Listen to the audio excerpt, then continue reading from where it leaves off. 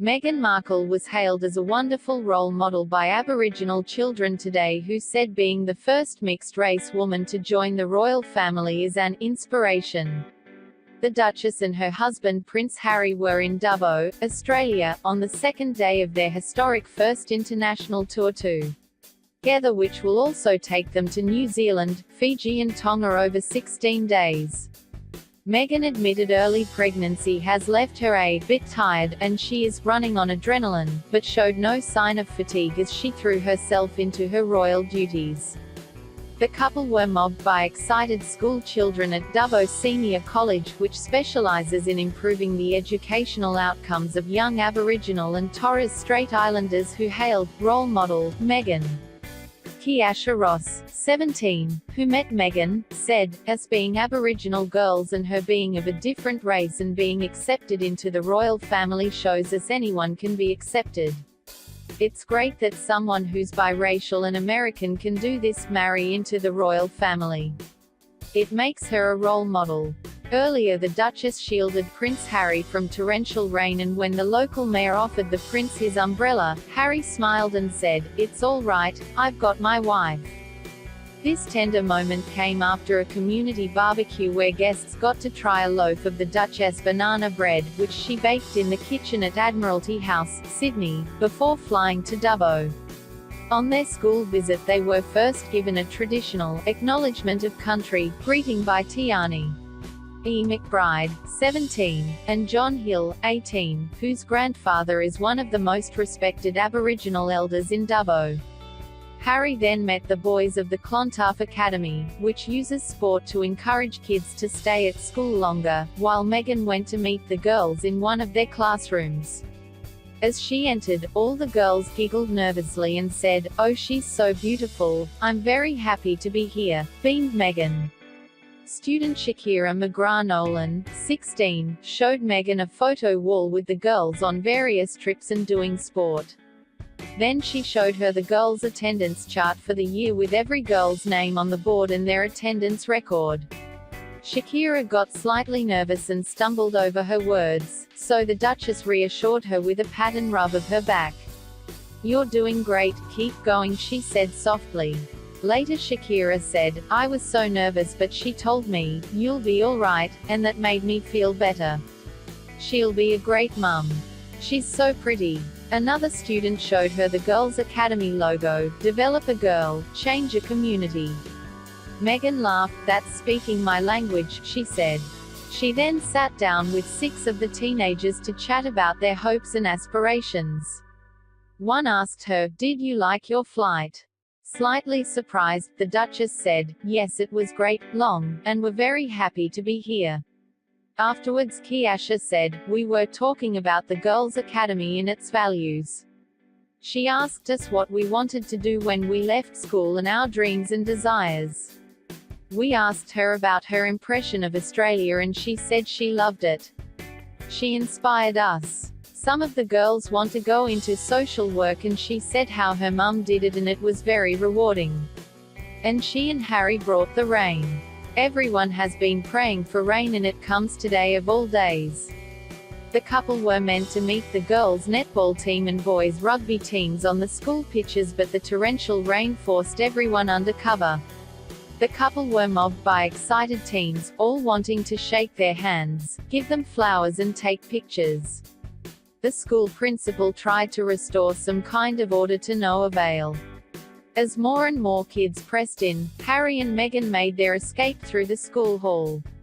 Harry and Meghan's visit to a local school in Dubbo was a total royal washout today, but in the drought-stricken region it was more than welcome. Hundreds of school children were primed for an outdoor program of events, but it had to be abandoned due to thunder, lightning and a torrential downpour. You're in the area that had been stricken by drought. The school children, from Clontarf Academy, which aims to improve the life skills, self-esteem, and employment prospects of Aboriginal and Torres Strait Islanders young men, dashed for cover after the head teacher cancelled the planned outdoor program. In one of the classrooms before heading outside, Harry spoke about the stigma of mental health. Harry, who has spoken in the past about his own mental issues, pointed out the importance of talking about personal problems among friends. He said to a group of boys, all with Aboriginal family links, there is a stigma still attached from our parents and grandparents' time not to talk about mental health. And he encouraged the youngsters to talk about their mental issues with each other. The Duchess of Sussex visited the Girls' Academy, which works within the school system to reduce the barriers preventing Indigenous girls from completing their education and reaching their full potential. Students had planned to participate in a session of netball and touch football drills on the school oval, highlighting the importance of sport in education. But as the downpour started, the sports demonstrations were abandoned and the pupils rushed over to meet the royal couple under uncovered R.A. Prince Harry and Meghan were mobbed and spent several minutes chatting with as many of the pupils as they could before they headed to the airport and back to Sydney. Hours earlier, the Duchess of Sussex smiled as she stepped in with an umbrella to help her husband when the heavens opened in Dubbo, in the New South Wales Central West, on Wednesday. But the torrential downpour did little to deter the Dubbo community, with a crowd of 15,000 people turning out to greet the royal couple. Harry said the rain was a gift for drought-hit local farmers, and spoke of how visiting the rural town reminded him of his time working as a jackaroo on a remote cattle property in Australia during his gap year. He also urged drought-stricken farmers to seek help battling their mental struggles, just like he did when tackling his own demons following the death of his mother Princess Diana. 64 years ago, my grandparents, the Queen and the Duke of Edinburgh, were right here visiting all of you. It's a great pleasure to be able to visit this area now and be able to report back how much life has changed in the Great Western Plains region since then, Prince Harry said in his speech at Dubbo's Victoria Park. Coming here brings back memories of 2003 when I spent some time on a small 16,000-hectare property in Roma in Queensland chasing cows through the bush, and it was great. I perfected the great Aussie salute. The greatest part about visiting country Australia is the people. You are the salt of the earth, honest, hard-working and as tough as they come. That resilience, sense of humour and commitment to the land are what make you unique. You are the backbone of this country. To laughter from the crowd, the drenched prince said, despite recent welcome rain, it is going to take a lot more and a long time to recover. You are all the toughest people out there, the most persistent, the ones who can weather the storm or the drought. Prince Harry said while rural Australians had a lot to be proud of, I know that life has not been easy, in reference to the devastating drought. It must be hard not to lose hope when you endure so many dry months knowing you are powerless to do anything about it, the Duke of Sussex said. The rich traditions of the Australian outback are legendary. You have a lot to be proud of. But I know that life has not been easy. You have just lived through 2 years of drought. And despite welcome rain, it's going to take a lot more and a long time to recover. People in many farming communities generally don't feed themselves before they need. They are often more isolated, social networks are smaller and there is still a stigma surrounding mental health. We know that suicide rates in rural and remote areas are greater than in urban populations, and this may especially be true among young men in remote regions. But outside all of that, here's what I also know. You are one huge community, and with that comes an unparalleled level of internal support and understanding. All you need to do is ask for it. Chances are they may well be suffering too, and will relish the opportunity to either listen or talk themselves. You need to know a part of being strong and tough is having the courage to ask for help when you need it. You must not silently suffer. If I may speak personally, we are all in this together, because asking for help was one of the best decisions that I ever made. You will be continually amazed how life changes for the better. Prince Harry said the royal couple have been impressed and inspired by stories of Australians rallying together to help one another during adversity. Your culture of mateship and reputation for looking out for each other ensures that when people are ready to ask for help, they will be heard. He said the couple had enjoyed their time in Dubbo, known as the City of Smiles. Dubbo, I am told, is now a popular tourist destination renowned for its zoo, festivals, boutique wineries and the old Dubbo jail. The quality of lives and shared values of people here in rural and regional Australia are very special. Harry and Meghan began their visit by watching a display of jumping dogs, with the Duke trying his hand at beckoning a canine over a wall, before meeting members of Team Rubicon, an organisation for veterans which uses disaster response to help former service people back into civilian life. The couple received an array of gifts during their visit, from traditional Aboriginal clapping sticks offered by dignitaries, through to a can of Dubbo Royal Lager designed for their visit. We gave him a can of special brew, said Peter West, 62, from the city. It's a mixture from her town in America and his in England.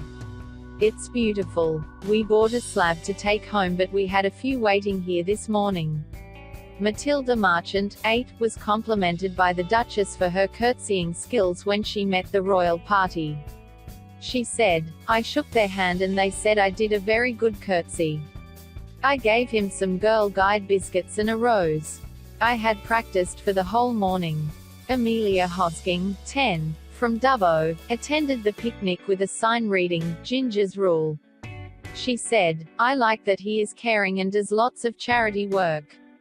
Mark Dobson, of Team Rubicon, gave Harry a shirt from the organisation, of which he is a member. Mr. Dobson said, he said it was the 4th shirt he had been given, and I said he probably needs to deploy a bit more to get them dye. RTY. He said, I don't really have enough time, but we'll keep asking. The royal couple had earlier made a new friend in Luke Vincent, a 5-year-old in kindergarten at Bunninyong Public School. The boy, who has Down syndrome, was overjoyed to meet Harry and Meghan when his turn came, and he just couldn't stop hugging the delighted royal couple. The youngster stroked Harry's beard and ruffled the prince's hair before handing the Meghan a bouquet of flowers, to the smiles and applause of the throngs of school children waving flags and holding welcome messages at the regional city's airport. The little boy was transfixed by the Duke's facial hair, according to the school's principal Anne Van Dartel. He got a hug from Meghan and then Harry bent down to speak to him and Luke didn't give him any choice. Luke's favorite person in the world is Santa Claus, who has a beard. So he rubbed Harry's beard, she said. It's been a wonderful experience for these little country kids to meet people they've only ever seen on TV. Prince Harry and Meghan were also met on the tarmac by Regional Mayor Councillor Ben Shields and Indigenous Elder Aubrey Grace Toomey. Meghan was dressed wearing Australian Outland jeans, a Maison Kitsune shirt, J. Crew boots and a Serena Williams collection jacket. Her necklace was by Aussie designer Natalie Marie. Prince Harry was wearing a grey-blue shirt and trousers. Also in the lineup was Troy Grant MP, the member for Dubbo and Minister for Police and Emergency Services, and his wife Tony. Previous royal visitors to Dubbo have included Edward, Prince of Wales, in 1920, the Queen in 1954 and 1992 and Prince Edward in 2006. The farming region got barely any rain through the winter and has been blighted by temperatures in excess of 45°C, leading to the death of thousands of cattle, loss of livelihood and severe food shortages. Some areas have experienced the driest spell since records began in 1900. Prince Harry and Meghan visited the Royal Flying Doctor Service after their arrival to learn more about the life-saving role the aviation service provides for people living in remote areas. There, the Duke and Duchess of Sussex met a hero medic who pulled 3 survivors from a helicopter crash in Afghanistan. Marcus Wilson, 47, an ex-soldier who was running a medical service at the time, was awarded Australia's Bravery Medal for his actions. Inspired by Prince Harry, Mr. Wilson will be taking part in the Invictus Games in the sailing event. Now manager of the Royal Flying Doctor Service in Broken Hill, about 1,500 kilometres from Sydney, Mr. Wilson spent 14 years in the military, first as a gunner, then as a medic, before setting up a medical evacuation service for aid workers in Afghanistan. He was at NATO HQ in Kabul in October 2015 when a helicopter crashed near where he was standing. It missed me by 15-20 feet, Mr. Wilson, who met the couple at a RFDS event in Dubbo, said. It was an intense experience. I was the first on the scene. I got people to get fire extinguishers and then spent 1.5 hours retrieving the deceased and survivors from the wreckage crawling through the airframe. The space that we crawled through was 35 centimeters high. It was ankle deep in fuel. Because everything collapsed, we had to use bolt cutters. We could not use saws because of the fuel. 5 died, 2 RAF crew and 3 contractors, and 4 survived. Mr. Wilson, who was one of 3 rescuers, added, "It was terrifying. If it caught on fire, there was absolutely no escape." Mr. Wilson said he went inside the helicopter because he was older than most people at the scene. The couple also met nurses and other staff and volunteers from the service. David Charlton, RFDS Aviation General Manager, said told the expecting couple that they deliver babies mid-flight several times each year. Our staff thought it was quite interesting, given the couple's current condition. The couple found it most amusing and interesting. We all wanted to ask if it was a boy or a girl, but everyone behaved themselves. Before leaving, the couple cut a cake marking the anniversary. Harry gave it a good sniff, and helped himself to a bit of icing. He licked the icing from the knife, Mr. Charlton said, which in Australian parlance, is going straight to the pool room. The Duke and Duchess later met the Woodley family, who have operated a mixed sheep, cattle and cropping enterprise over 5 generations since 1887. Scott and Elaine Woodley, who farm alongside their 23-year-old daughter Laura, took their Royal Highnesses on a short tour of the farm, including to the paddock where the Duke and Duchess had an opportunity to help feed the cattle. Thanks for watching this video. Please like, comment, and subscribe my channel.